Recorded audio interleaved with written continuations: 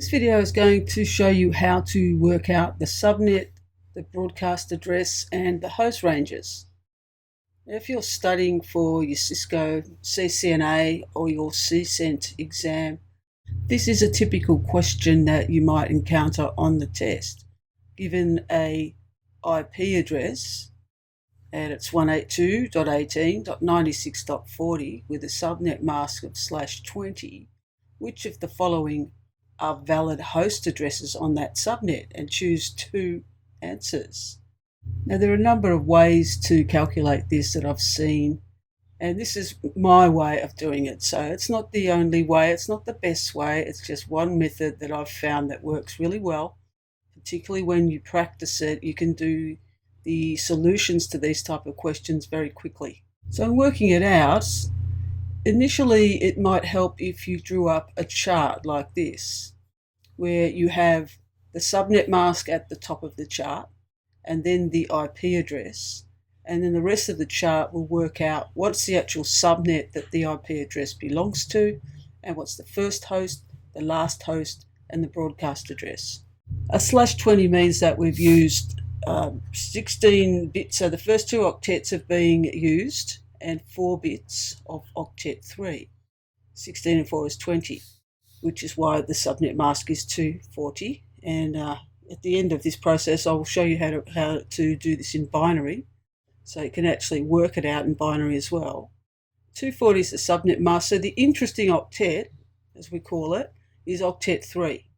Octet 1 and 2 are network octets, and nothing will change in those two octets. So 182.18 will remain the same all the way down our table.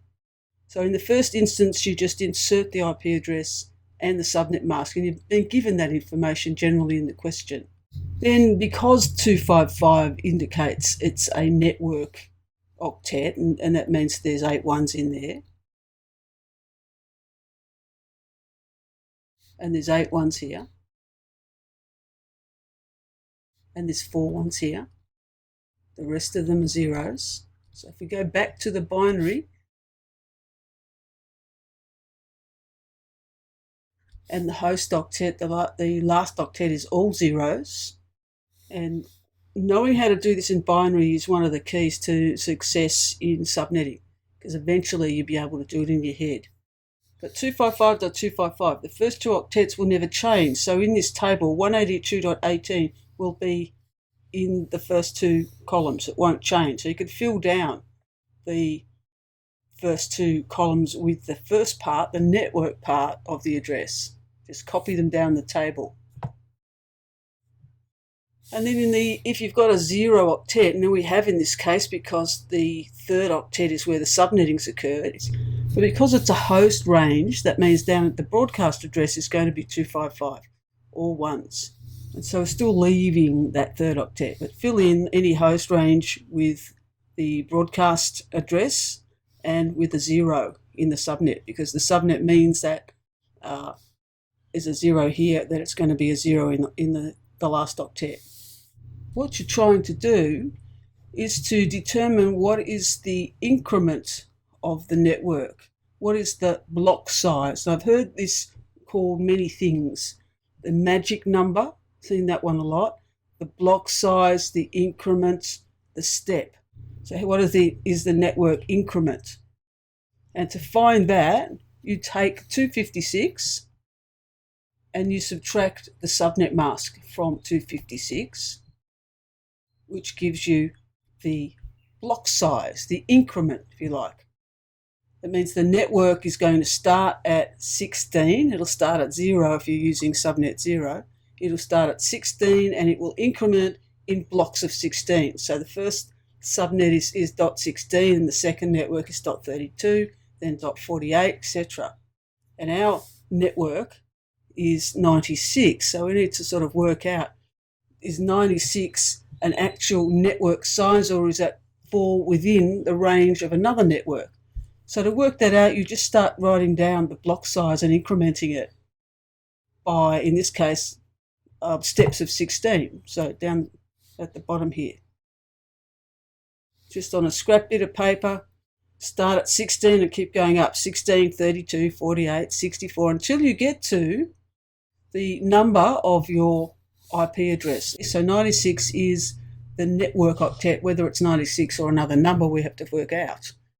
But you keep going up in increments of 16 until you get to 96 or something smaller than 96. Now in this case, there is a network .96, so that in actual fact this IP address does belong to subnet 96. So you just put in 96 there as the subnet. So the subnet address of this IP address is 182.18.96.0. If the increments went up in blocks of 32, then you'd start with 32, 64, 96, 128, etc.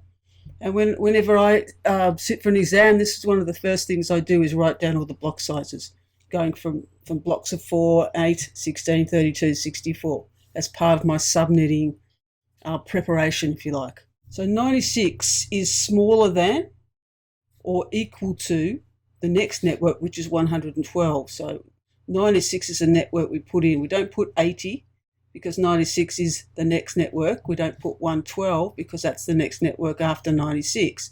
These are the actual networks down at the bottom here, increments of 16. So to work out the broadcast address, you want to look at the range of the network.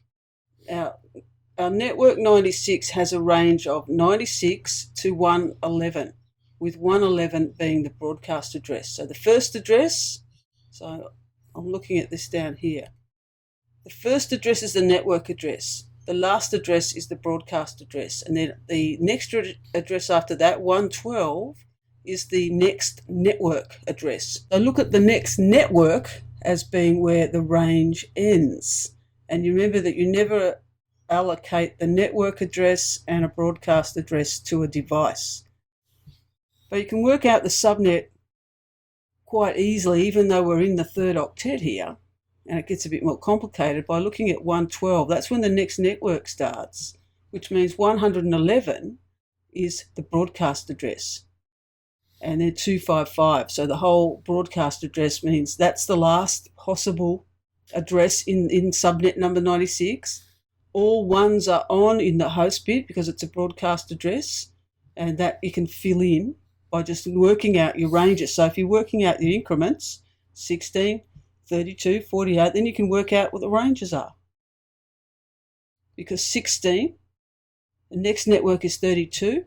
You've got the first host would be 17, the last host would be 30, and 31 would be your broadcast. So you start to get patterns. So work out the first host, and the first host is going to have 96 as its network, and then a 1 in the host range is the first host.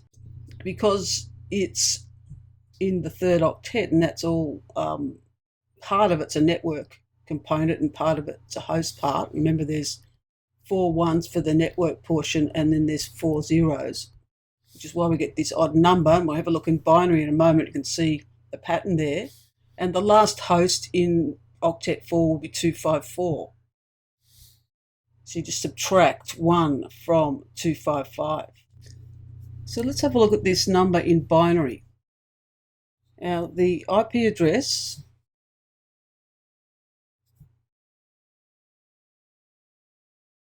.182.18.96.40 with a subnet mask of 240. So in the third octet, so we know that this is a network and a network, so nothing will be ever done to the first 2 octets.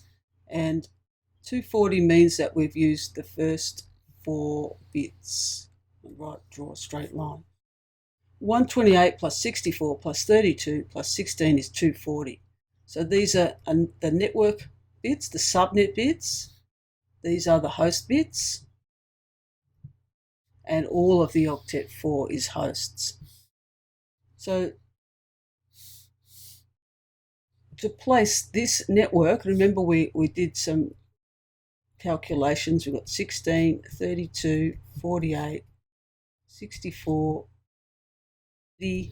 96, 112, We don't really need to go any further because our IP address is 96, so it's going to fall into that network, and you just need to know what the next subnet up is. So if you were subnetting this in binary, first network is 16, and these are all zeros. The next network is 32,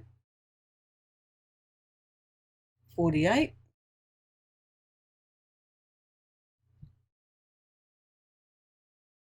and if you put some place values up here, going backwards, 1, 2, 4, 8, you can work out what number network it is. So this is network 1, discounting subnet 0, so subnet 1 is 16. So you've got a 1 here. Subnet 2 is 32, and there's a 2 there. 3, 2 and a 1. Network 4, if I put my 1 here, there's where the 4 is, and that's 64. Network 5,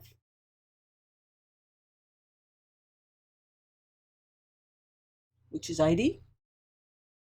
And then 96 would be network 6. And network 7, 112.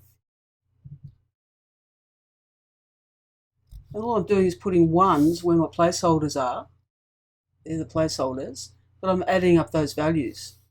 So this is our network, .96 here and .112. All right, so this is the binary version of finding this subnet's address. So in increments of 16, so 240 is the subnet mask, so we've used the first 4 bits of octet 3 for subnets, and going up in increments of 16, the network that the host belongs to is in network .96. So here's the binary for .96. So when you're working out the first host and the last host and the broadcast address, the actual subnet portion never changes. So 0110 will appear all the way down till we get to the next network. So looking at where the ones are, the ones have a value of 96, 64 plus 32. And then the bit pattern changes when we get to 112. 64 plus 32 plus 16 is 112. So there's now 3 ones.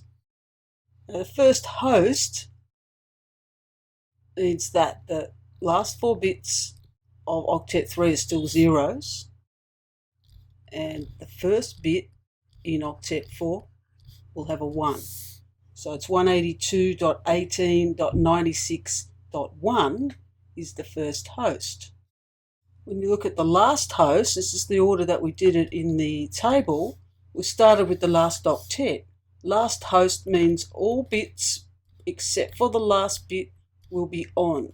So that last bit will be off, and all the other ones there, 254, add them all up, 128, 64, 32, 16, 8, 4 and 2 will add up to 254. So that's the last host.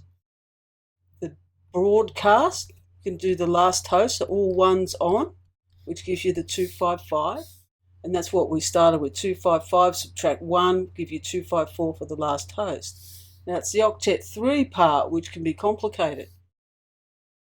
The first part has been taken up with the network portion, so it's 96. So all of the rest of those 4 bits will be turned on. So you've got to add up 96 plus 15, 8 plus 4 plus 2 plus 1, which gives you the 111.